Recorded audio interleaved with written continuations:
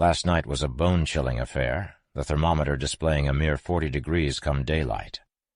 Embarking on our trek, we soon set sights on the middle canyon, stretching before us at a seemingly impossible distance. Overwhelmingly steep trails lead us to a high perch where we gaze down on the roaring, tumultuous river. Its surface a mysterious shade of deep green, the water crashing and tumbling amongst the jagged rock formations. With the canyon conquered, we moved through the valley once again, making our way over steep mountain passes until we reached an awe-inspiring lake, its clear waters glinting in the sunshine far below.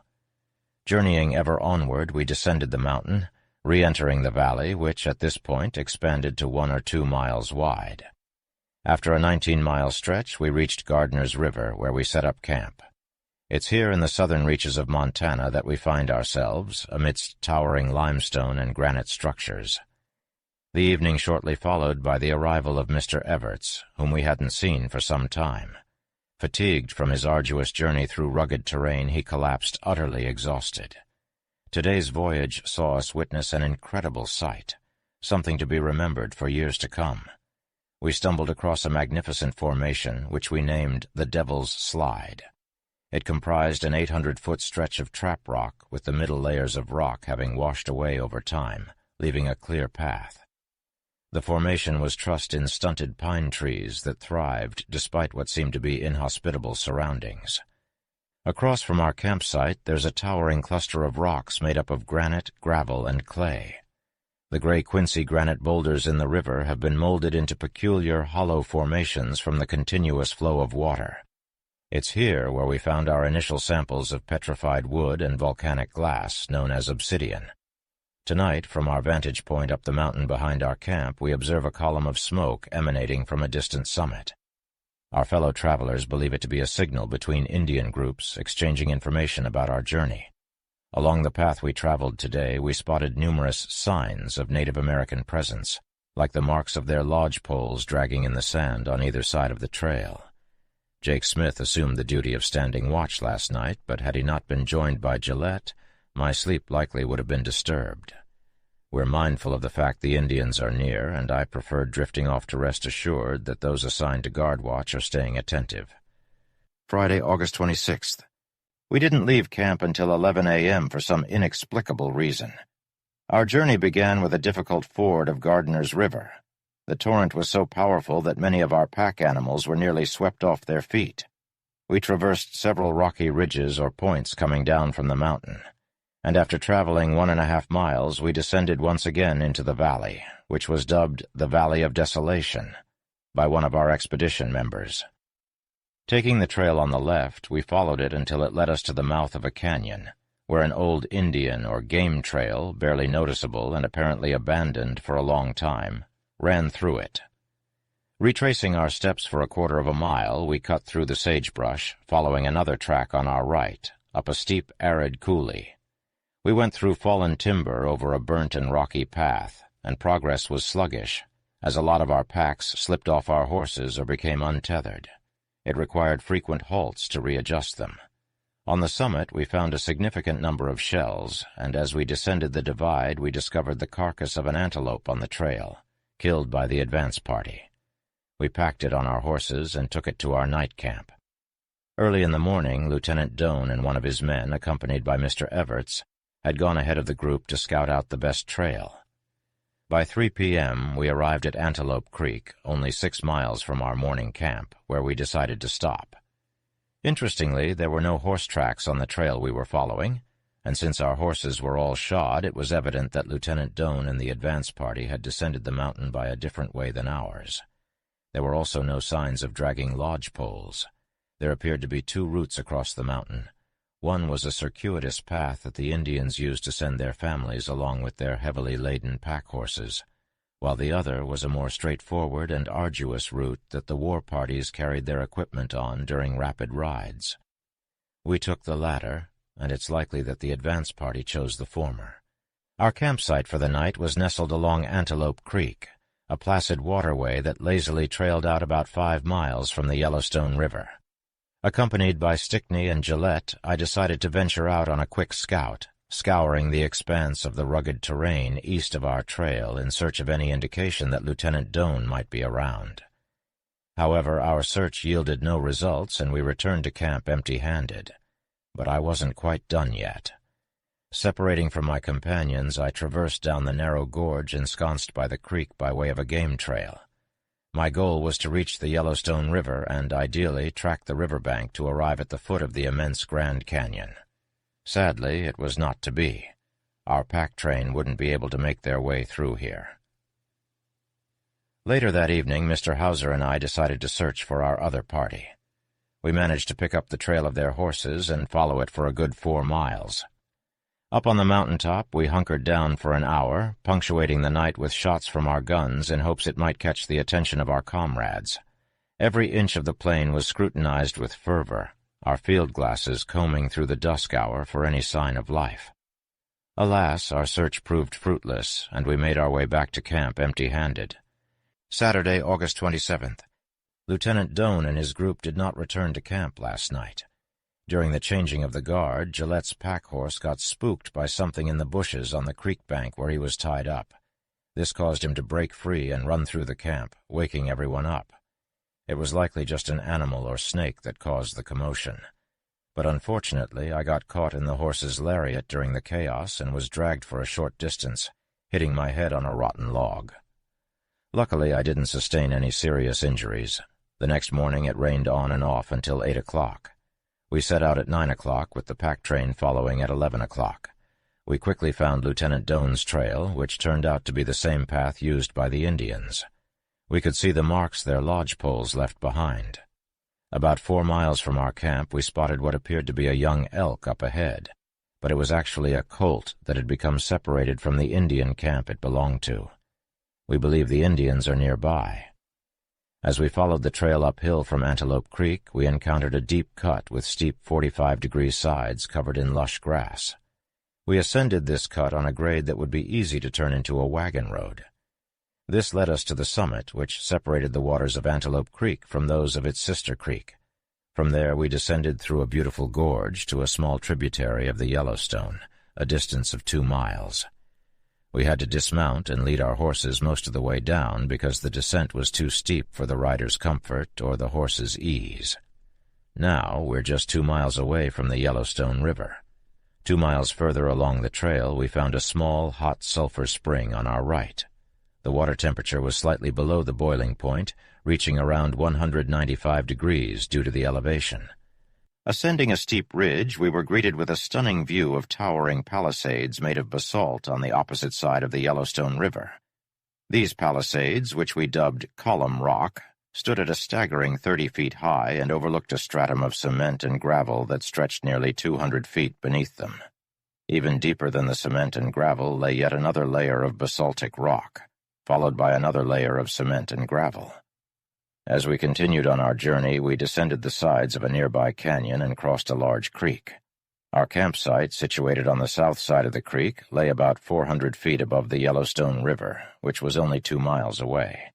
The creek was filled with massive granite boulders of varying sizes, from 6 inches to 10 feet in diameter. During our nightly watch, General Washburn appeared quite tired. Meanwhile, Mr. Hedges had managed to improvise a writing stool out of a sack of flour, and I had done the same with a sack of beans. As we wrote, we were entertained by a lively game of cards to my left, which Hedges identified as poker. Even though Deacon Hedges might not have known much about the game, I suspected he was right. The players were clearly enamored with the game, as they valued each bean at 5 cents, even though they had only cost $1 per quart in Helena. Jake Smith even referred to each bean as his aunt and his auntie, much to the amusement of the other players. Walter Trumbull had taken on the role of banker, having sold 40 beans to each player, including himself, for a total of 200, at 5 cents apiece. Trumbull claimed that he had already redeemed the entirety of the beans at that rate. However, Jake Smith had a half-pint cup overflowing with beans and was adamant that Trumbull redeem them as well, paying 5 cents per bean. Trumbull was hesitant to do so, leading to a dispute between the two. It struck me as unfair that the game seemed to allow for such a broad range of additional resources, giving some players an inherent advantage. Sunday, August 28th. On this fine Sunday, our group chose to bask in the pleasures of our camp, which Washburn and Evarts christened Camp Comfort, and for good reason. We were blessed with plenty of succulent venison and fresh trout, caught from the nearby creek. But we couldn't resist the call of adventure for too long, and so we set out to explore the falls of the creek. A magnificent sight it was, as the water cascaded over rocks and boulders for a stretch of 200 yards from our camp, plummeting down 110 feet in a thunderous display of nature's might. Mr. Hauser bravely triangulated the height, while Stickney cleverly used a cord and a stone to measure it at 105 feet. But what drew our attention even more were the distorted channels that the stream had carved out on its way to the brink of the falls. They twisted and turned in all directions, working their way into spires, pinnacles, and towers of unimaginable shapes and sizes. Some were fairy-tale perfect, with the grace and symmetry of a minaret, while others made us chuckle with their comical absurdity. The Devil's Hoof, in particular, bore a striking resemblance to the legendary foot of Satan himself, perched high atop a 50-foot rock. The rocks themselves were as fragile as they were magnificent, crumbling at the slightest touch. But that didn't deter me from scrambling up one of the tall spires, perched right on the chasm's edge overlooking the fall. As I reached the top, my heart swelled with a mix of awe and fear, both at the beauty before me and the drop below. From my vantage point, I could see the fall's edge just 100 feet or so below, and beyond that the deep gorge that the creek carved out as it roared towards the Yellowstone River. There was no denying that the scenery was breathtaking, though not necessarily in the grand or majestic sense. What it lacked in scale, it made up for in sheer picturesque beauty. The spires towered over us at a height of 75 to 100 feet, while the volume of water was 6 to 8 times that of the legendary Minnehaha Fall. And to think, just a month ago, the creek would have been easily impassable with snowmelt. To reach the foot of the falls, we followed a well-worn Indian trail that wound through boulders and pines, tangles of raspberry bushes, and the very heart of nature's unbridled force. At the entrance of the creek's mouth, where it opens into the Yellowstone River, lies a hot sulfur spring, wafting its distinct odor into our campsite even today. We made our way to the base of the waterfall, stumbling across a petrified piece of wood interred within the debris of cascading cement and slate rock. A myriad of sulfur springs encircled the creek's mouth, 3 of them boiling, while others imitated the heat of near-boiling water. And one such fount of milky white sulfur water lay just a yard away from another whose temperature persisted just under boiling point, alongside a spring whose water was nearly as cold as ice, scarcely 10 degrees removed from such icy depths. After thoroughly dousing myself in the ever-rising spray of the cascading water, wandering almost beneath the waterfall until the rocks ceased to grip my feet wholly, I discovered a huge boulder of solid granite, over 30 feet in diameter, lying some 200 yards downstream. This immense rock looming upon the horizon brought with it more questions than answers. From whence did it come? Campsite discussions ensued, with several names for the creek and fall batted around. The decision was reached to christen it Minaret.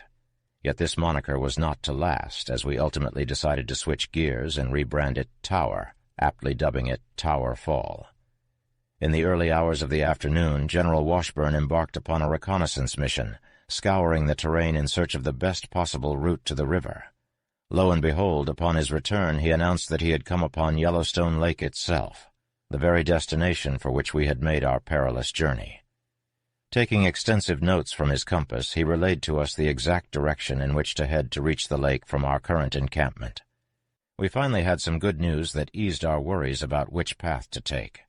We were all afraid of getting lost in the dense forest, but this new information cleared up our concerns. And to commemorate the occasion, we decided to name the mountain we had been eyeing Mount Washburn by unanimous decision. We had all agreed earlier that we wouldn't name anything after any members of our group, but this mountain was too momentous to ignore. Besides our horses, we also have a loyal companion with us, a rather big black dog named Booby. He belongs to one of our fellows, a colored boy named Newt, who swears up and down that Booby is smart enough to help us on our journey. Unfortunately, Booby's paws are starting to hurt, and we're all concerned about his well-being. We're working on designing some sort of footwear for him, but for now he's getting some much-deserved rest. Meanwhile, our Lieutenant Doane is in agony from a nasty infection on his thumb. We all know that he needs to have it treated, but he's stubbornly refusing any sort of operation. It kept him up all night, and we're all hoping for his sake that he'll change his mind soon.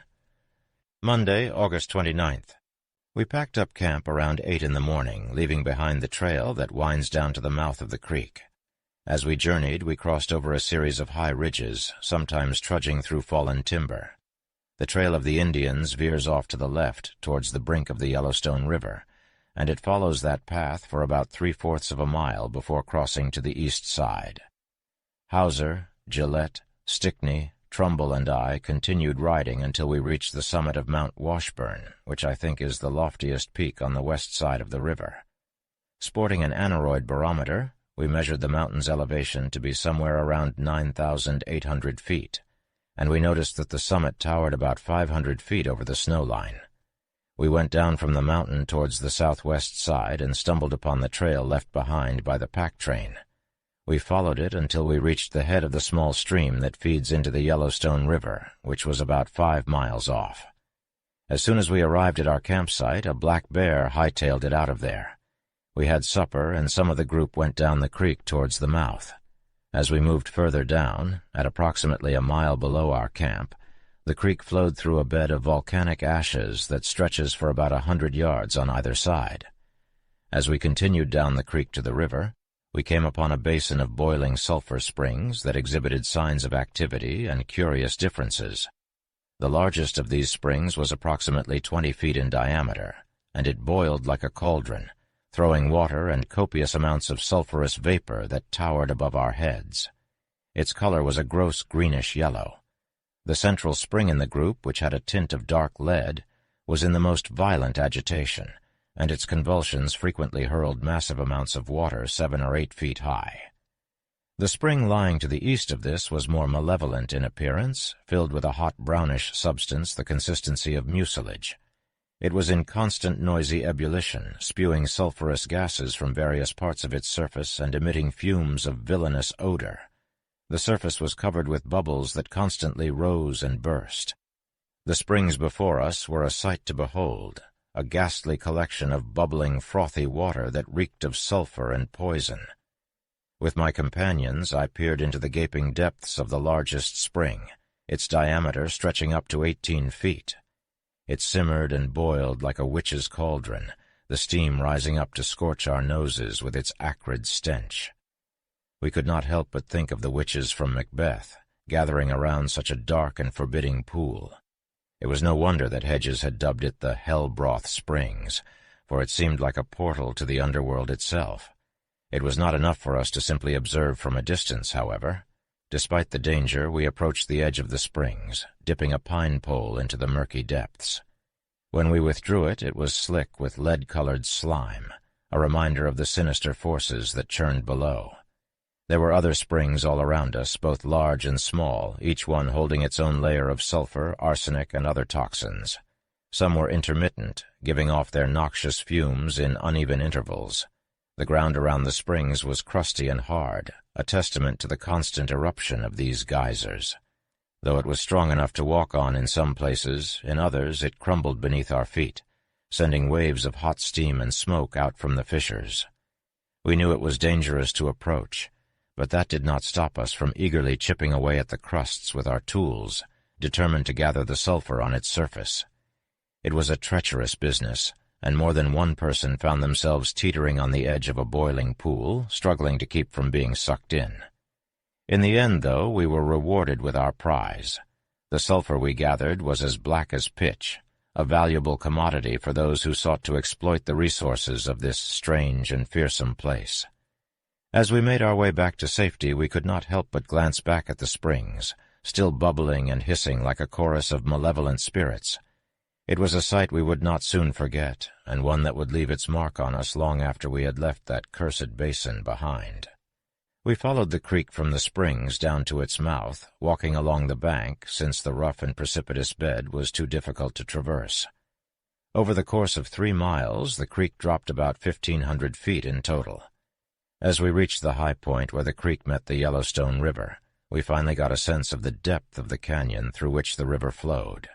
The sound of the Yellowstone's roaring waters, cascading over rocks and boulders, was deafeningly loud from this height.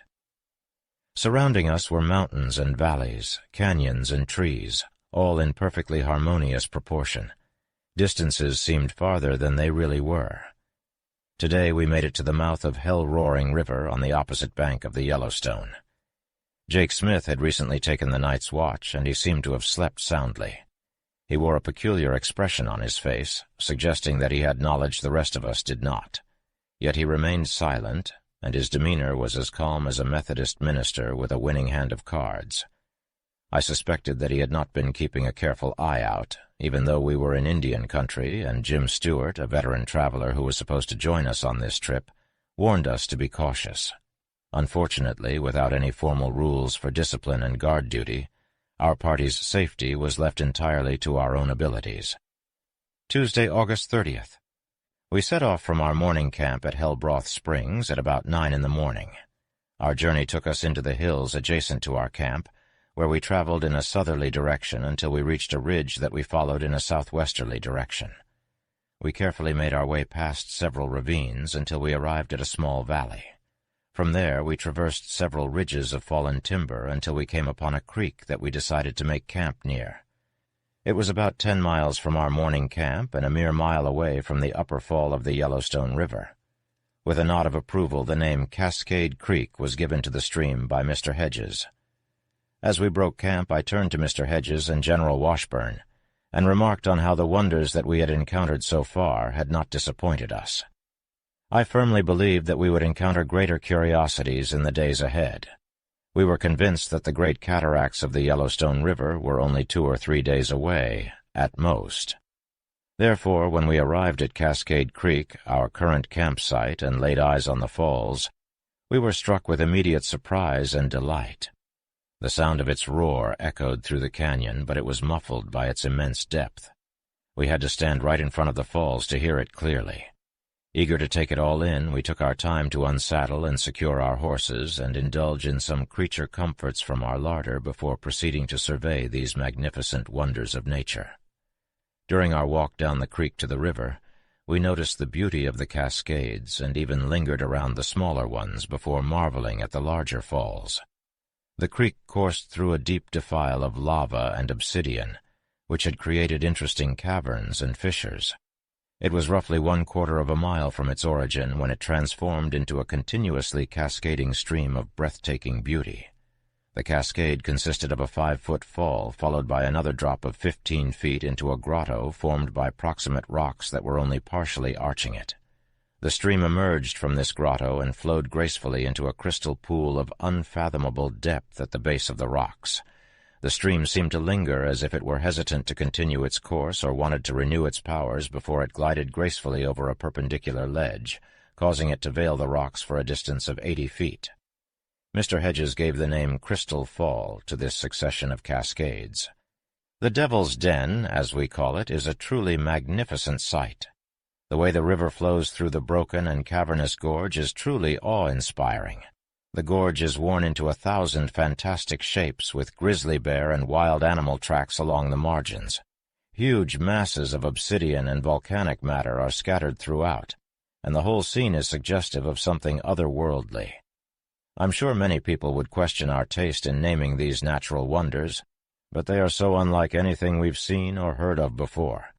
They are entirely out of the range of human experience and so full of exhibitions that can only suggest one destination, the one our good grandmothers painted for us as our destined future abode.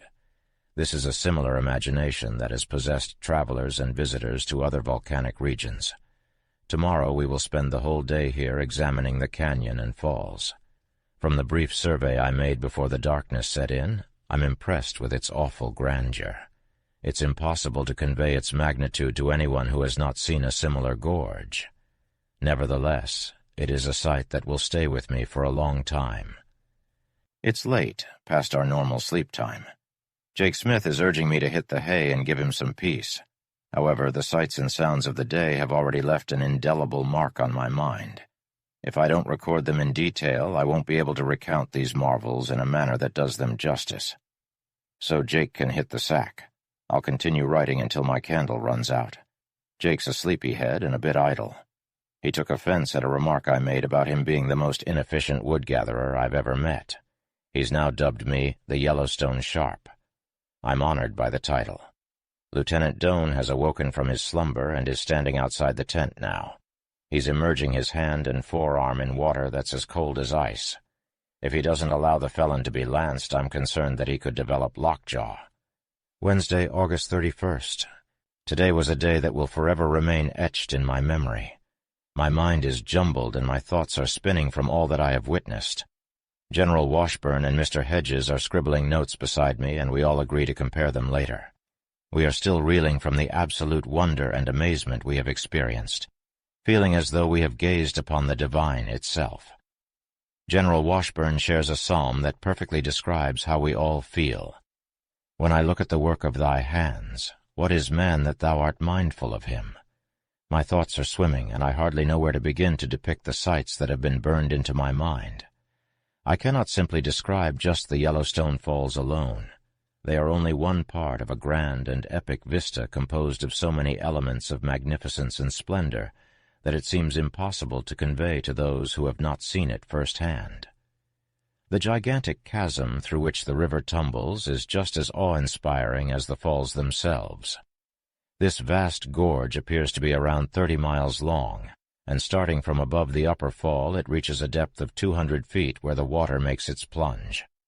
Over the next half-mile, as the river cascades towards the lower fall, the gorge steepens dramatically with two towering rock walls climbing 600 feet on either side. The falls then adds another 320 feet of height to the chasm. Below this point, the walls become even more gigantic and imposing, soaring to a height of perhaps 2,000 feet above the river. In total, there is a height difference of almost 3,000 feet between the surface of the river above the upper fall and the bottom of the canyon floor. Opposite to Mount Washburn, the canyon plunges like a bottomless pit, stretching over half a mile deep. It's impossible to fathom the extent of the canyon as it snakes through the rugged terrain. We can only guess whether there are more magnificent cataracts hidden in the depths of the canyon. Maybe it's the ceaseless flow of the river that has sculpted such a staggering chasm, or perhaps secrets are lurking beneath the surface that remain unknown to us. We'd heard rumors of waterfalls that drop 1,000 feet before we embarked on this journey. But even as we approach the edge of the canyon, it's clear that the rushing river is nigh uncontrollable. The rapids crash over the rocks, creating a deafening roar that resonates throughout the canyon. From our vantage point, we can see the surging water, white foam cascading over the rocks at dizzying heights. The scene is so intimidating that it forces each member of our company to lie belly down on the rocks, our faces peering over the edge. The sound of the churning water is lost in the abyss below, swallowed up by the impossible depths. The stillness is somehow worse than the racket of the rapids. It's almost suffocating. The sheer scale of the canyon seems to weigh down on us, the silence oppressive. We look down, and it's as if the river had disappeared, leaving behind only a fragile thread winding its way out of sight. But if there were even the tiniest disturbance below, a bird maybe, or the wind brushing against a rock, it would ease the tension. Yet the canyon remains stark and quiet, casting a somber mood over us. It's like being suspended in an otherworldly vacuum, surrounded by untouched majesty. The majesty of this scene defies description. It humbles us and leaves us feeling small and insignificant in the face of such natural wonder. It's as though our souls have detected the sacredness of this pure wilderness, something intrinsically divine. Even now, as I reflect on this journey, I can still feel the weight of the canyon's magnificence bearing down on me, leaving me astounded and in awe of the works of the Almighty.